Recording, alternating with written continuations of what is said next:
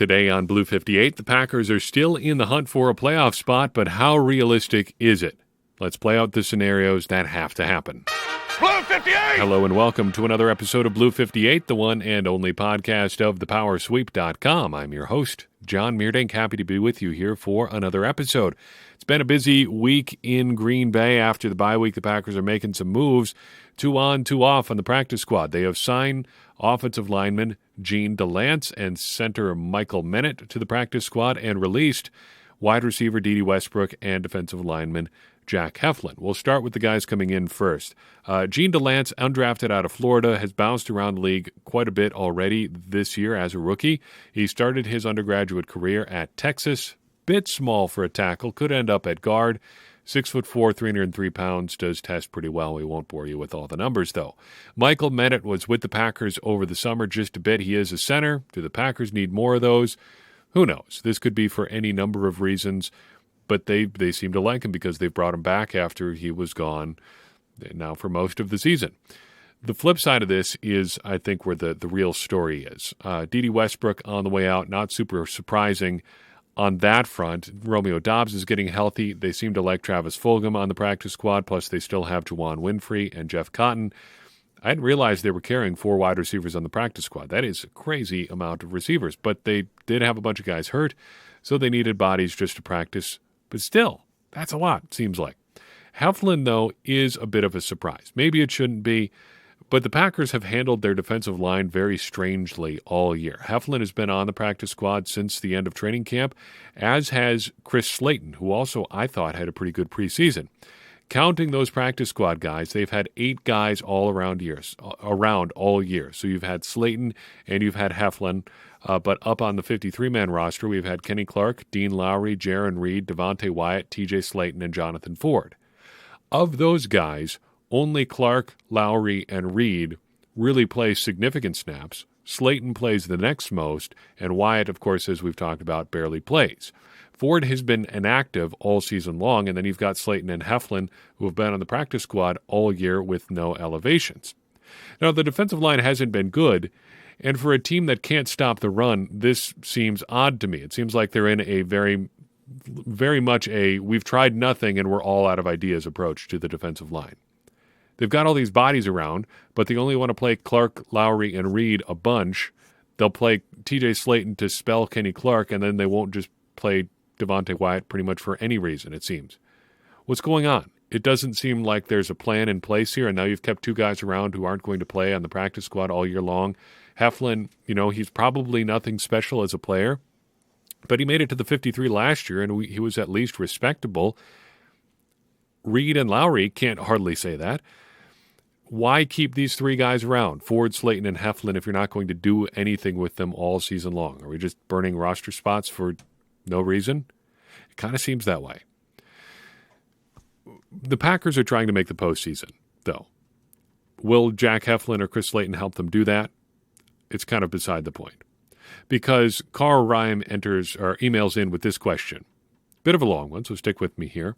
He writes, how should we align our expectations for what is attainable by the pieces the Packers have and the road before them for the remainder of the season? Do the Packers have a playoff run in them as long as they execute to their ability? Easier said than done, but hopefully you get my point. I do. Or should we consider their best to still fall short and then it would take some lucky breaks and bubblegum to make it to January? Good question. We talked a while back about embracing the possible, and I think it's time to revisit that. So thank you, Carl, for that very good question. So where do we stand as of today? According to the New York Times playoff odds calculator, the Packers have about a 6% chance to make the playoffs. And we're going with that model probably from here on out because you can do a lot of things like moving around who wins, who loses, stuff like that. Depending on what exact simulations you run or other people you may ask, 538, ESPN, it can be a little bit higher.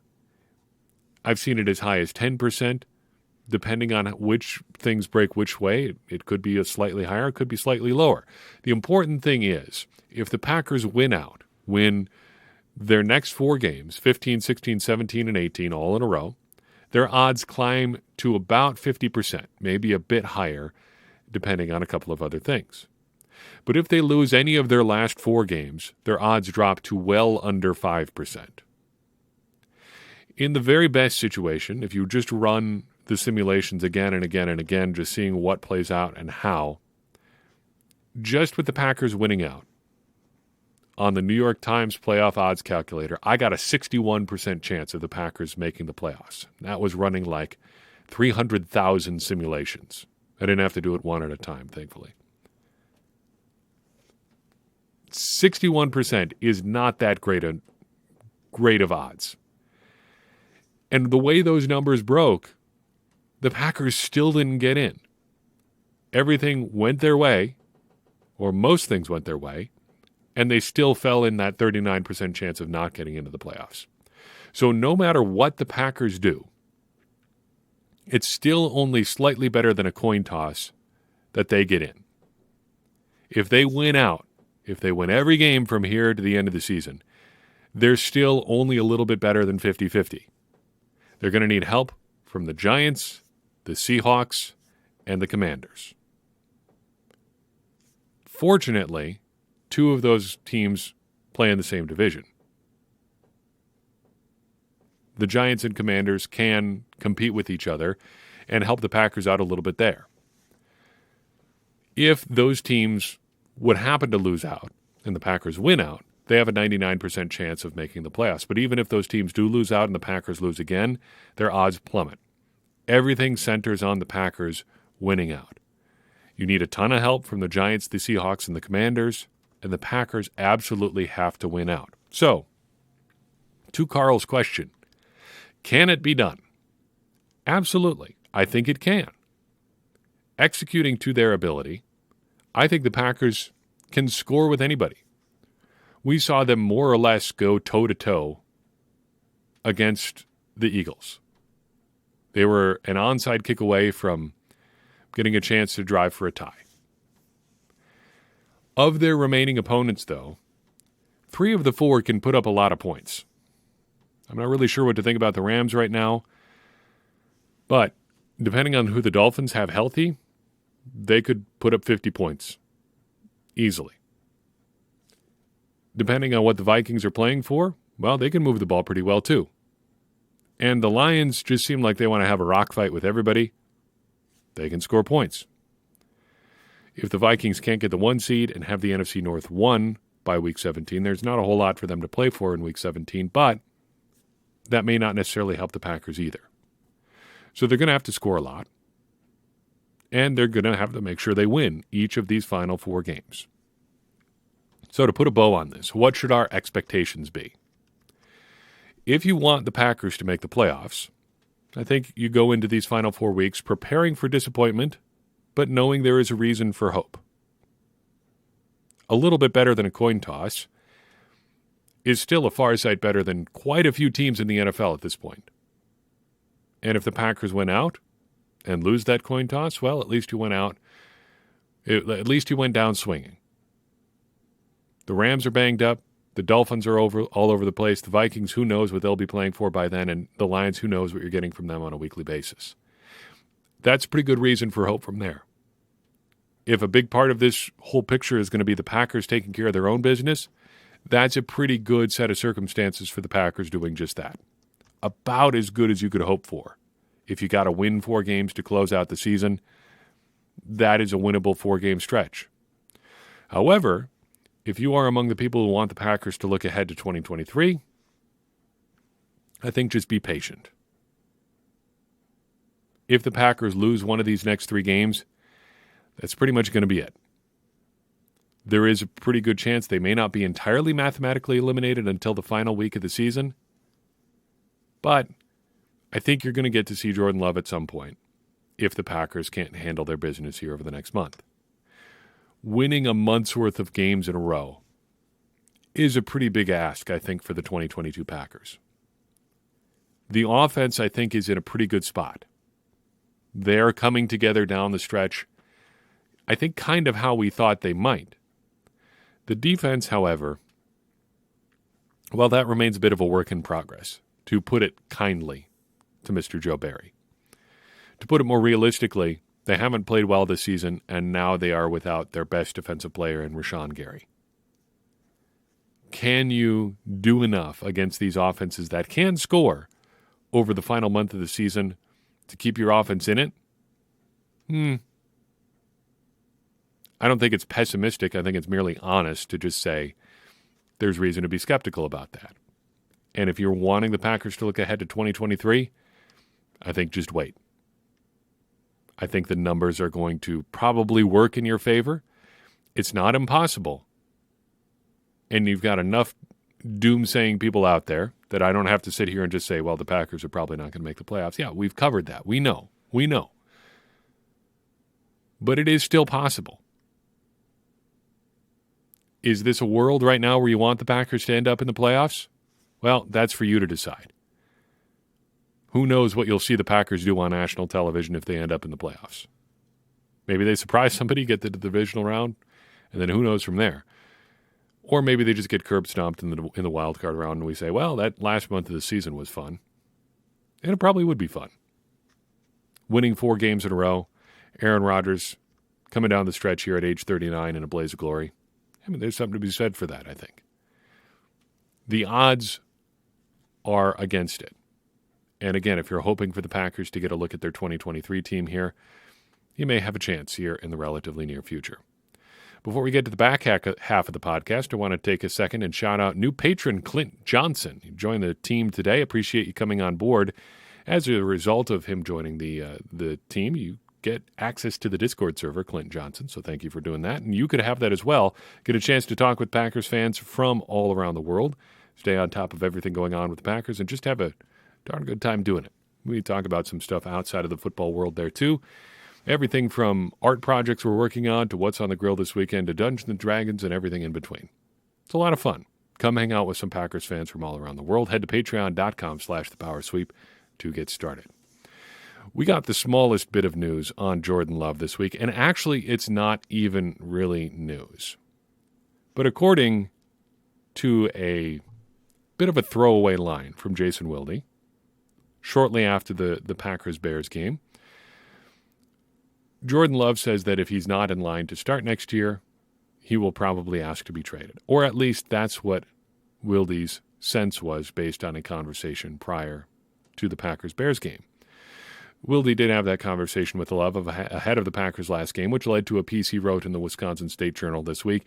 Interestingly enough, that piece doesn't really mention that part of the discussion at all, which seems to me like something that you would want to bring up. But Wilde did go on his radio show this week and spend some time talking about that particular part of his conversation with Love. Well, and here's what he had to say. I think he very clearly does not, even though he wouldn't flat out say it, he does not want to sit for another year. So if we get to year 4 and Rodgers does come back, I am fairly confident that he will seek a trade. I am fairly confident that he will seek a trade. Thanks first and foremost to the Poor Man's Packers podcast for surfacing that clip, as well as a couple people in the Power Sweeps Discord server for passing it along. Guys over there also had a worthwhile discussion of Love's options going forward. Give that a look sometime. They're doing solid work over on that podcast. So, to Wilde's little revelation there. Is this new? Well, yes and no.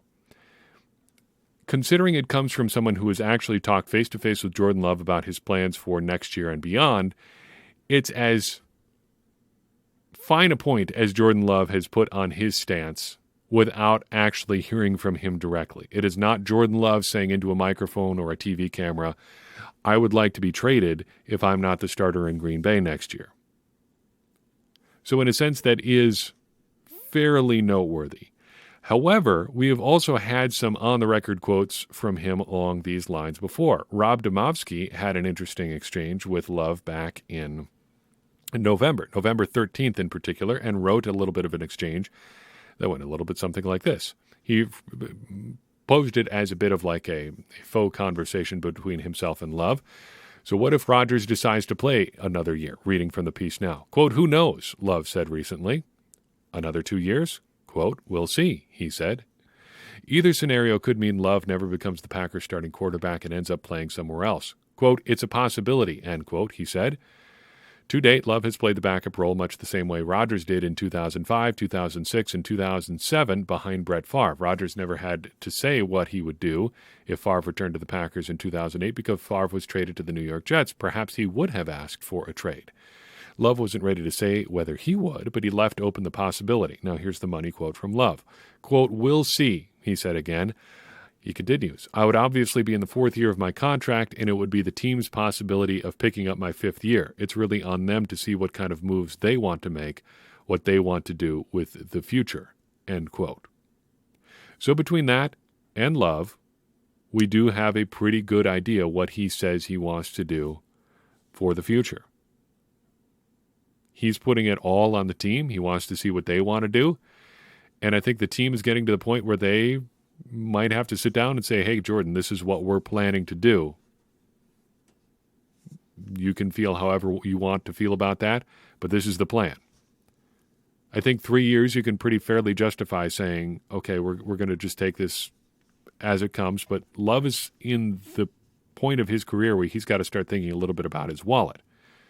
Next offseason, we're going to have the deadline where the Packers need to pick up his fifth-year option. He probably wants to know what's coming beyond that, because if he is the starting, or if he was the starting quarterback to this point, we'd probably be talking about an actual contract extension heading into this offseason. He would be standing to make tens, if not hundreds of millions of dollars guaranteed. Probably $100 of million. He's not going to get $200 million guaranteed, not at this point. But there is a significant amount of cash that would be coming his way if he was a starting quarterback at this point and if he was playing well. Now, of course, he's always going to say that he would play well because that's just how NFL players are wired. But I think you take my meaning here. He needs to start thinking about that big free agency money that would be coming his way if he was getting a chance to play.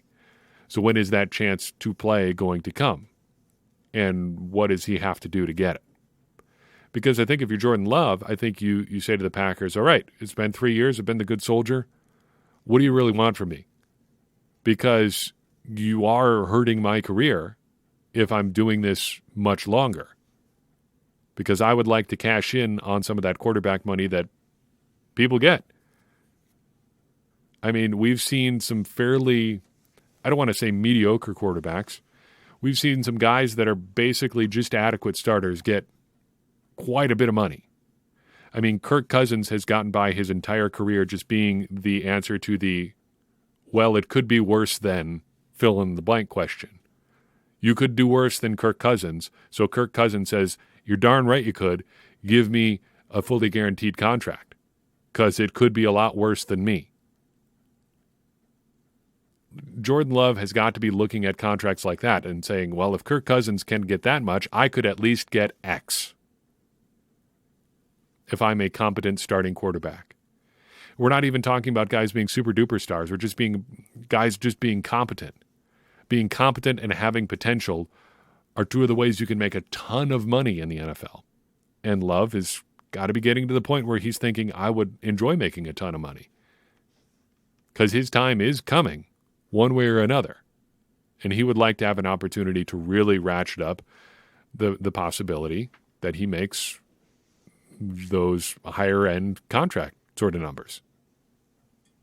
If he demanded a trade, if the Packers commit to Rodgers in 2023, I would not blame him at all.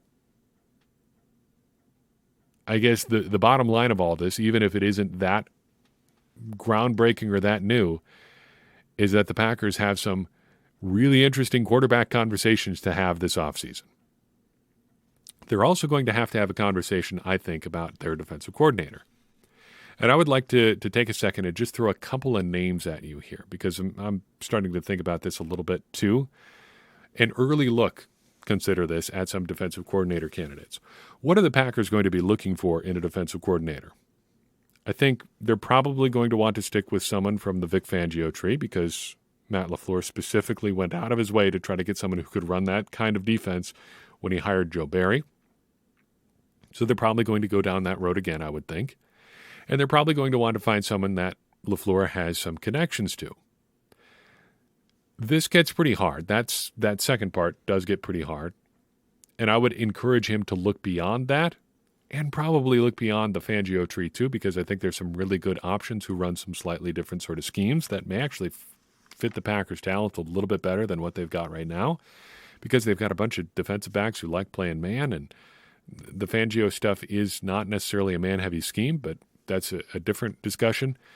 But I would encourage him to just look beyond the guys that he has direct connections to, because you could use a little bit of philosophical diversity, I think. And that seems like a good way to get it. Personally, I'd be looking for someone young and on the upswing. Let's just say somebody under the age of 45. Somebody who really hasn't had an opportunity to be a defensive coordinator before. Let's give them a shot.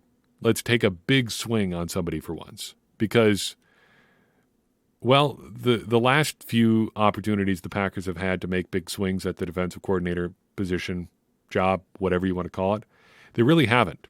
Now, back in 2009, Dom Capers was a pretty big swing. And 2009 to, 2012 or so, it worked pretty well. Beyond that, not so well. The big swing would have been to move on from Dom Capers, and they finally did that after we'd hemmed and hawed and gone back and forth for a long, long time and then shipped half the defensive talent out the door. But that's a discussion, again, for a different day. But the Packers have since had a couple opportunities to swing big. They did try to swing big in 2018 when they hired Mike Pettin, because Mike McCarthy's first choice for that job, you know who it was? It was Vic Fangio. He wanted to talk to him first. Fangio turned him down. So they end up with Mike Pettin instead. In 2021, they have a chance to do something really big and went after Jim Leonhard. They swung big and missed. Leonhard turned him down. LaFleur had another opportunity to take a big swing, and he went with the ultra-conservative choice in Joe Barry instead of trying somebody new and untested in Ejiro Evero. Well, Evero is leading one of the league's very best defenses this year, and Joe Barry is, well, you know. So with these sorts of frameworks in place, what does that get us? Based on my research right now, a lot of compromises. Mostly on the does he have connections to LaFleur sort of question, but there are some promising candidates out there. And again, a lot more if you go outside the Fangio tree. But let's start with these 3 or 4 for now, just kind of roughly following those parameters. The first guy I'd like to talk about is Denard Wilson. He's currently the defensive pass game coordinator and defensive backs coach for the Philadelphia Eagles. He's 40 years old, and I like him because he has a long history of progressive experience. Now, he briefly played as an NFL player at a practice squad stint with Washington back in 2004. Then he served for several years as a scout with the Bears, 2008 to 2011, broke into coaching with the St. Louis Rams as the defensive quality control coach, was a defensive backs coach in 2015 and 16, jumped to the New York Jets to coach their defensive backs in 2017 and 18, got a bump up to their passing game coordinator and defensive backs coach in 19 and 20, then moved to Philadelphia to be their defensive backs coach in 2021 and 2022, and then has held his current position as the passing game coordinator and defensive backs coach this year alone. I like that kind of experience. I like a guy who has grown, who has learned a lot of different things, who's got some unusual experience being a personnel guy. That's interesting to me. And honestly, he hasn't been doing this coaching stuff all that long. He's really still in that learning and information gathering point of his career. I would like to see him start implementing some of that knowledge, and I think a guy in his mold is not a bad option for a defensive coordinator coach. The other guy I'd like to talk about within this first category is Chris Shula. Now, Shula's only 36, but he too has had fairly progressive experience under a bunch of different defensive coordinators. He got his coaching start in the college ranks as an assistant linebackers coach at Ball State in 2010. He was a graduate assistant for Indiana from 2011 through 2013. Then he was the defensive coordinator at very small school John Carroll in 2014. He jumped to the Chargers to be their defensive quality control coach for 2015 and 2016. Then he got a start with the Rams in 2017 as an assistant outside linebackers coach. From there, he's moved up to the full-on outside linebackers coach. He took Joe Barry's job as the linebackers coach for the Rams in 2021 after Barry jumped to Green Bay. And since then, he has coached the passing game defense for the Rams and has been their defensive backs coach. So he's worked under John Pagano in San Diego, then Brandon Staley in Los Angeles, and also Raheem Morris in Los Angeles. And interestingly enough, he took Joe Barry's job in 2021. Now, we're projecting with both of these guys. Neither of them have had coordinator-level experience outside of college before, but they have both served under successful defensive coordinators and have demonstrated progressive experience from low-level jobs to higher-level, coordinator jobs on the defensive side of the ball over the span of a few years. I think that's a pretty good archetype to look for. If it's not one of these guys, I would like to find a guy along those lines. Then if you want to get really wacky, there's two other options out there. First, since things aren't going particularly well in Denver overall, I think we might want to keep half an eye on Ejiro Evero. He is Denver's defensive coordinator, of course, age 41. If Nathaniel Hackett would get fired, and if Evero doesn't get a head coaching gig, I say go all in on trying him again. Our thoughts on why you'd want to try a guy like him are pretty well established, dating back to 2021. I think history shows that he would have been a pretty great hire. And if nothing else, he's got some different perspective since he hasn't done the job or hadn't done it before. He's not just some retread. He's a guy who's going to really grow. Really have an opportunity to grow, if you want to put it that way. That's what we're looking for here on this defense, because they're going to be in growth phase for a little while as they retool some things on that side of the ball. You might as well get a guy who's going to grow into the role there too. The other option, this is, I think, even more of a long shot, but if Brandon Staley would get fired in Los Angeles, the head coach of the Chargers, you might want to take a look at their defensive coordinator, Ronaldo Hill. He's a former NFL player, has experience that's along the same sort of lines as Denard Wilson, except he's actually done the top job too. Let's see if he can really continue to grow. It hasn't necessarily been great for him, but I think he's still a young enough guy, and injury-wise, things have been bad enough for the Chargers that I don't really want to blame their defensive failures on him, such as they are. But again, it's that sort of young mind with that progressive experience that I think you should be looking for. Are any of these guys good coaches? How would I really know? But I think looking at coaches who have grown in this sort of way will put us on the right track for someone the Packers might want to look into should they decide to part ways with Joe Barry here in a couple of weeks. That's all I've got for you in this episode of Blue 58. I appreciate you tuning in. I would appreciate it even more if you would take a second and share this episode with someone you think would enjoy it too. That's going to help more people find the show and get more people involved in this conversation that you and I are having about the Green Bay Packers, which in turn is going to help all of us, me included, become smarter Packers fans. And as I always say, smarter Packers fans are better Packers fans, and better Packers fans are what we all want to be. I'm your host, John Meerdink. We'll see you next time on Blue 58.